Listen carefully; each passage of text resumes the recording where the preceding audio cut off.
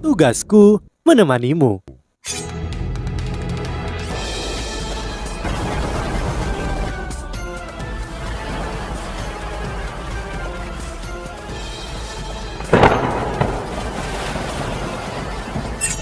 Hai sahabat Pasuk, kembali lagi bersama alur cerita versi novel Solen 2 Sekte Tang yang tak tertandingi. Jangan lupa like, subscribe, dan nyalakan tanda lonceng. Mari kita lanjutkan. Ini tidak baik.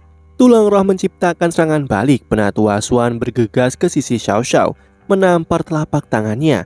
Ia menyegel pancaran emas gelap di lengan kanan Xiao Xiao, namun lengan kanan Xiao Xiao mulai membesar dan kekuatan di dalamnya akan membebaskan diri dari pengekangannya. Serangan balik tulang roh adalah hasil yang paling mengerikan dari penyerapan tulang roh.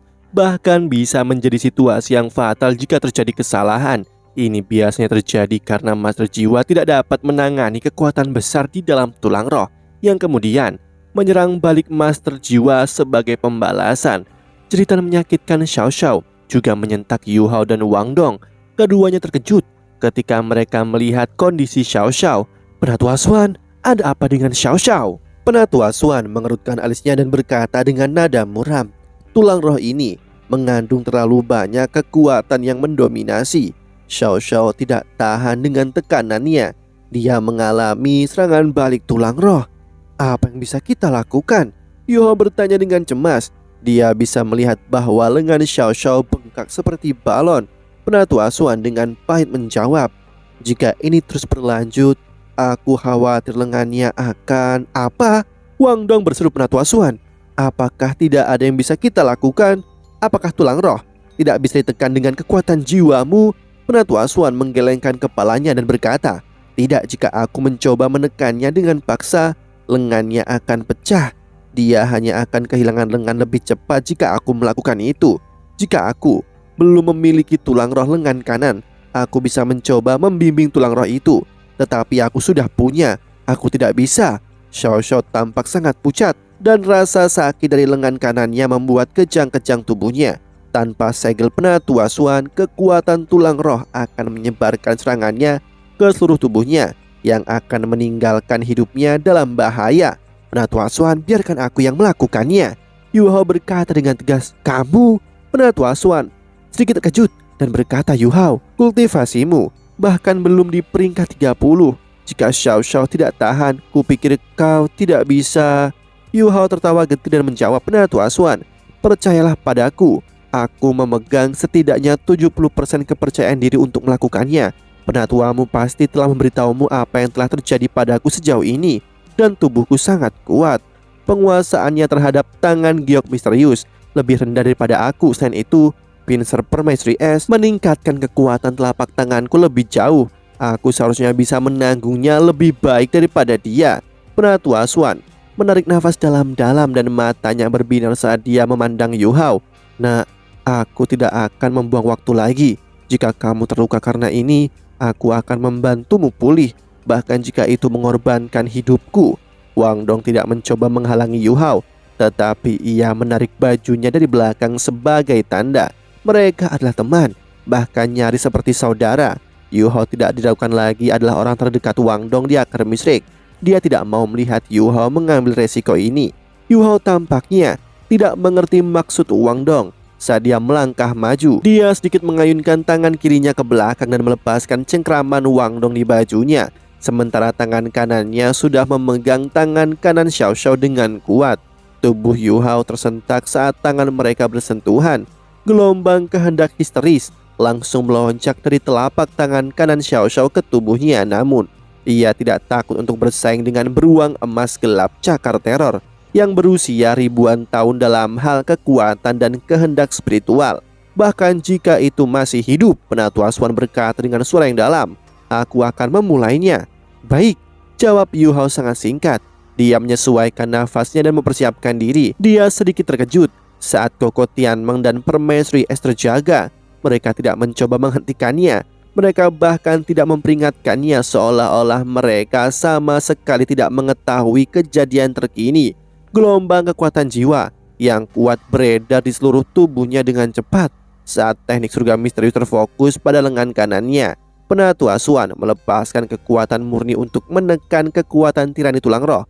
Tanpa Yu Hao ada di sana, kekuatan ini akan digunakan untuk mendukung lengan Xiao Xiao dan menunda mencapai batas dari apa yang bisa ditanggungnya. Tapi sebaliknya, kini memaksa kekuatan tulang roh ke lengan kanan Yu Hao. Begitu memasuki lengan kanan Yu Hao, dia segera mengerti rasa sakit yang dialami Xiao Xiao. Kekuatan pembakaran melonjak dengan gila. Seperti neraka mengamuk telah berubah menjadi pedang kecil yang tak terhitung jumlahnya memotong tajam di telapak tangannya. Kekuatan tirani ini menyebabkan Yu Hao bergetar, tetapi dia dengan cepat menstabilkan dirinya. Dia tidak memikirkan konsekuensi sebelumnya. Dia tidak ragu untuk membantu Xiao Xiao menyelesaikan masalah ini.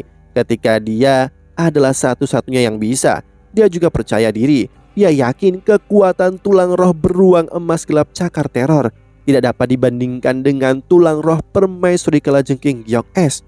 Bahkan setelah itu disegel, bahkan jika dia benar-benar tidak bisa menerimanya, permaisuri S akan membantunya. Karena itulah dia sangat percaya diri. Ternyata dugaan Yu Hao sebelumnya benar sekali. Tangan Giok misteriusnya terbukti jauh lebih efektif daripada milik Xiao Xiao. Ketika kekuatan tulang roh datang ke telapak tangan kanannya, lengan kanannya memancarkan cahaya redup menyerupai permata. Cahaya ini menekan kekuatan beruang emas gelap cakar teror di telapak tangannya dan membuatnya tidak menyebar lebih jauh. Yu Hao juga mengalihkan jiwa bela dirinya ke kalajengking Giok S. Tulang-tulang rohnya juga memancarkan sinar virus. Sinar itu begitu kuat sehingga menembus keluar dari dalam tubuhnya. Aura yang menyerangnya berasal dari beruang cakar teror. Meskipun sangat kuat, itu masih tidak memenuhi syarat kalajengking Giok S, apalagi tulang roh permaisuri S. Yu Hao juga mengaktifkan keterampilan jiwanya yang pertama, pincer permaisuri S tanpa penundaan di bawah sinar emas gelap cakar teror. Seluruh telapak tangan Yu Hao bersinar dengan cahaya yang intens. Penatu Asuan sangat tajam dan matanya bersinar. Dia berpikir bahwa ada harapan. Kekuatan beruang emas cakar teror bukan elemen api, melainkan dari elemen logam. Itu adalah kekuatan tirani yang menunjukkan ketajaman elemen logam. Yu Hao bahkan bisa mendengar suara nyaring ketika kekuatannya berbenturan dengan kekuatan pincer permaisuri S. Akhirnya, semua kekuatan beruang cakar teror telah disedot ke telapak tangan kanan Yu Hao pada saat ini. Xiao Xiao pingsan di lengan Penatu Asuan. Wang Dong beraksi dengan tergesa-gesa menerima Xiao Xiao dari Penatu Asuan sehingga dia bisa membantu Yu Hao. Penatu Asuan berdiri di dekat Yu Hao, mengawasinya dengan cemas. Dia sangat menyadari apa yang sedang terjadi, jadi dia tidak bisa bertindak sembarangan di sini. Selama Yu Hao bisa menekan kekuatan tulang roh ini di telapak tangannya, maka dia harus membiarkannya menyerapnya. Penatu Asuan gugup bukan karena betapa berharganya tulang roh ini. Itu karena dia ingin melindungi lengan kanan Huo Yu Hao. Yu Hao dapat merasakan tangan giok misteriusnya dan pincer permaisuri S-nya sedikit kewalahan oleh energi penyerbu. Dia mengambil nafas dalam-dalam, lambat, dan tangan giok misterius membuat satu lagi sirkulasi tubuh penuh kekuatan jiwa. Yu Hao perlahan-lahan memejamkan matanya. Pancaran terang menghilang meninggalkan cahaya emas gelap yang intens. Tangguh dan berani, hanya Yu Hao yang bisa membuat keputusan kritis seperti ini. Rasa sakit yang luar biasa membuat Yu Hao percaya tulang roh cakar teror telah merobek tulang telapak tangannya. Keinginan gila dari beruang emas gelap cakar teror mulai bangkit, bergegas ke sisa lengannya dan akan merajalela di tubuhnya. Yu Hao membuat keputusan yang benar, mengabaikan rasa sakit di telapak tangan kanannya dengan tekad yang kuat, seolah-olah telapak tangan kanannya bukan miliknya. Kekuatan spiritualnya yang luar biasa menyerang keinginan si gila itu. Secara bersamaan, dahinya menyala dengan cahaya virus yang menyilaukan. Mata Yu Hao terbuka lebar. Aura cahaya yang kuat terpancar mata ketiganya juga mulai retak terbuka, dan seberkas cahaya biru kehijauan melintas dari matanya ketika seberkas listrik keluar dari emas kehidupan sebelum menusuk pergelangan tangan kanannya. Cahaya biru kehijauan menyebar dan membantu menyegel kekuatan beruang cakar teror dalam tangan kanannya. Ini adalah... Penatu Asuan terkejut. Dia bisa membedakan cahaya hijau biru adalah pisau ukiran. Tapi apa yang dilakukan mata ketiga ini pada Yu Hao? Pada saat ini hanya ada satu kemungkinan yang dia pikirkan, kebangkitan kedua jiwa tubuh. Cahaya biru kehijauan tidak hanya muncul di tangan kanannya. Emas kehidupan Yu Hao perlahan-lahan juga menunjukkan kekuatannya, melepaskan aura cahaya di seluruh tubuhnya. Penampilan aura ini membuat Wang Dong dan Penatua Swan lega. Ini adalah kartu truf kedua Yu Hao. Meskipun menawarkan untuk menyelamatkan Xiao Xiao sedikit ceroboh, dia masih sangat percaya diri dengan tubuhnya sendiri.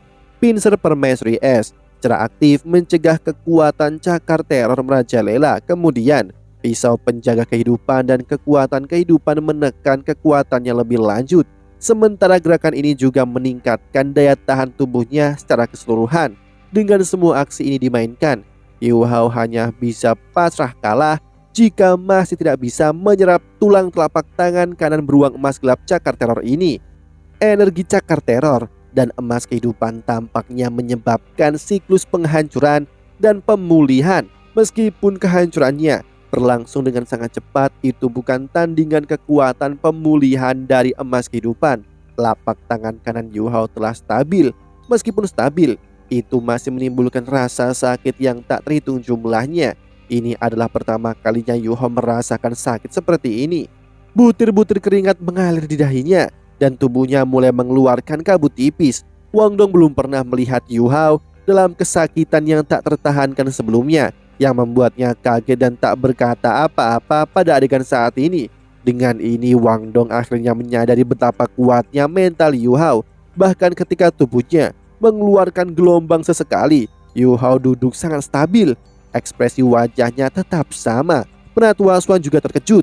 Ia telah berkultivasi selama ratusan tahun dan telah melihat banyak penguasa jiwa. Dia yakin Yu Hao menanggung sendiri rasa sakit yang lebih besar ini, bergantung hanya pada tekad dan pemikirannya yang tangguh untuk menahan rasa sakit. Berapa banyak cobaan yang dia hadapi untuk keluar dengan kemauan yang mengerikan ini.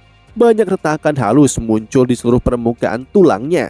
Tulang roh telapak tangan kanan beruang emas gelap cakar teror menyatu ke tangan kanannya melalui celah-celah kecil ini. Tulang-tulangnya dihancurkan di bawah tekanan dari kehendak gilanya dan dipulihkan oleh kekuatan hidup yang meluap.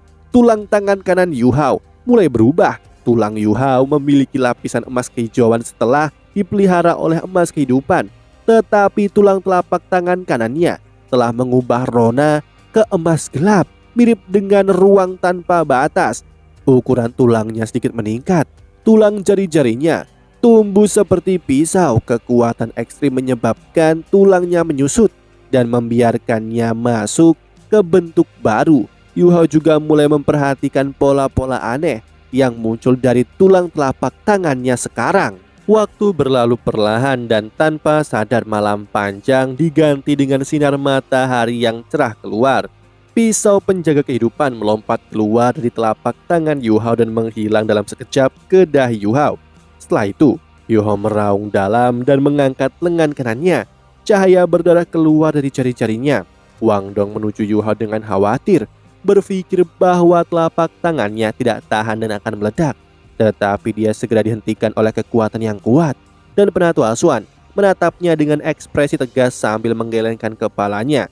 Tangan kanan Yu Hao telah benar-benar berubah menjadi emas gelap. 5 bilah cahaya seperti perpanjangan dari jari-jarinya tidak meninggalkan bekas luka saat keluar dari jari-jarinya. Tubuh Yu Hao berkedut saat dia menghela nafas dalam-dalam. Penatua Swan mendukungnya dengan cepat agar dia tidak jatuh.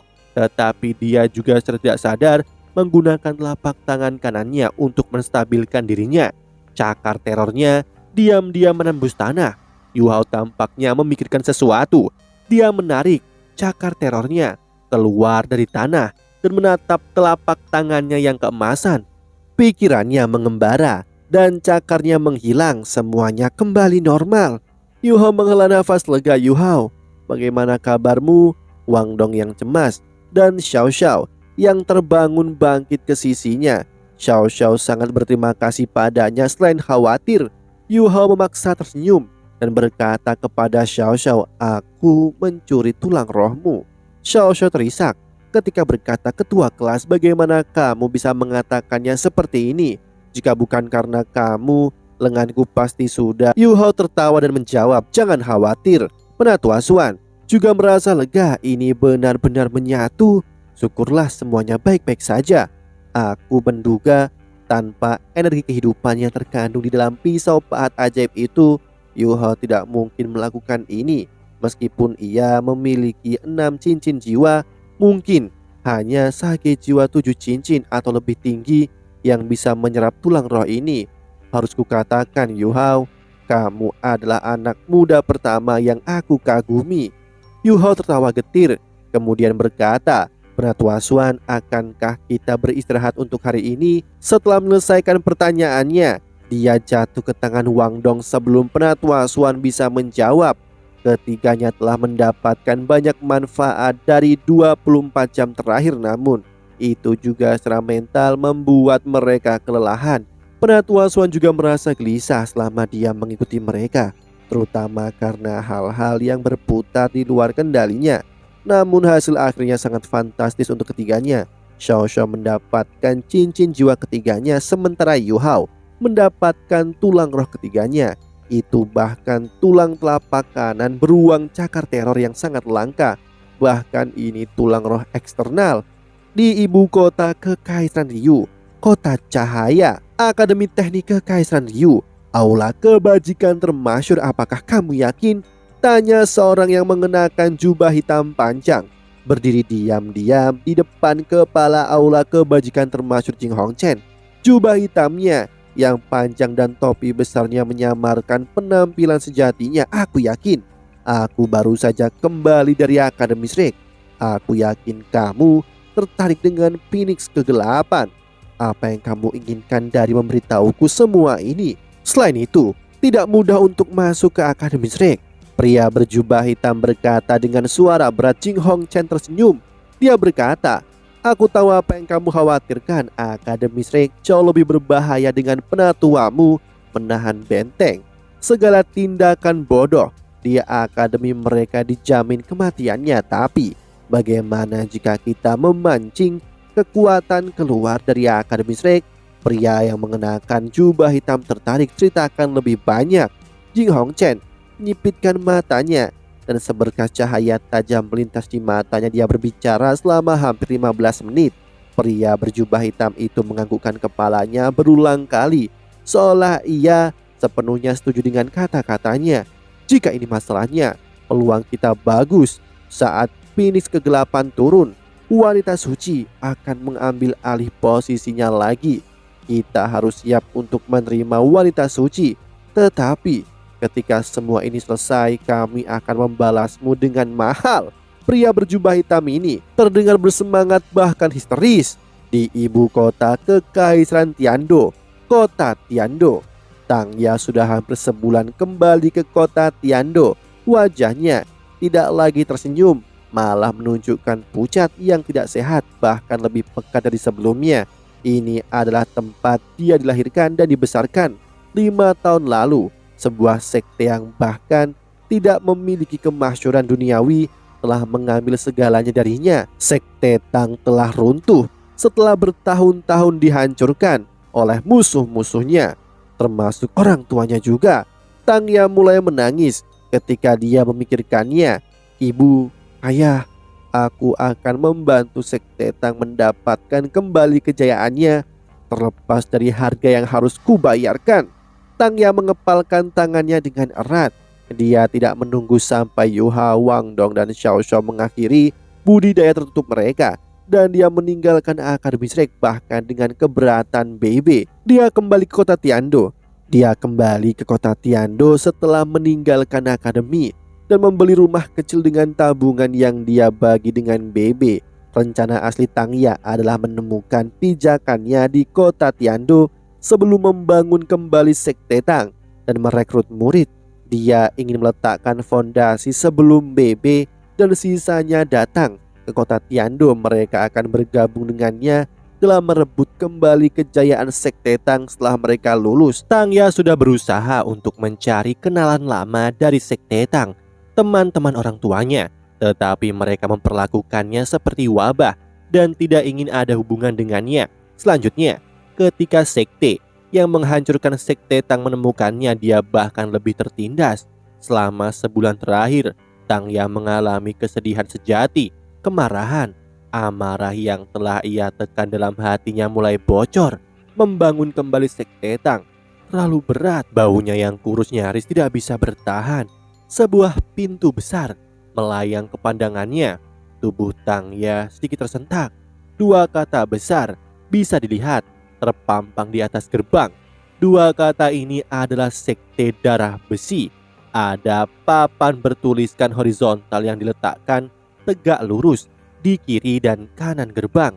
Papan kiri menuliskan hati yang setia seperti darah besi, sementara papan kanan tertulis dengan kata-kata keberadaan luhur untuk semua keabadian. Dulu, gerbang ini hanyalah tertulis dua kata, yaitu Sekte Tang. Ini adalah bekas kediaman Sekte Tang, meskipun itu bukan tempat yang sama. Itu sekarang rumah bagi Sekte Darah Besi, dan ini adalah penghinaan total bagi Sekte Tang. Ini rumahku, ini rumahku. Tang Ya mengangkat tangan kanannya dan menyeka air matanya. Cahaya merah menyala di matanya dan auranya mulai menjadi lebih ganas. Tang Ya tidak tahan lagi dengan penghinaan ini. Dia di sini, dia telah tiba, dan dia akan membalas dendam. Demikianlah kisah untuk kali ini. Sahabat Pasuk, jangan sedih, jangan bimbang, apalagi galau, karena aku kan selalu menemanimu.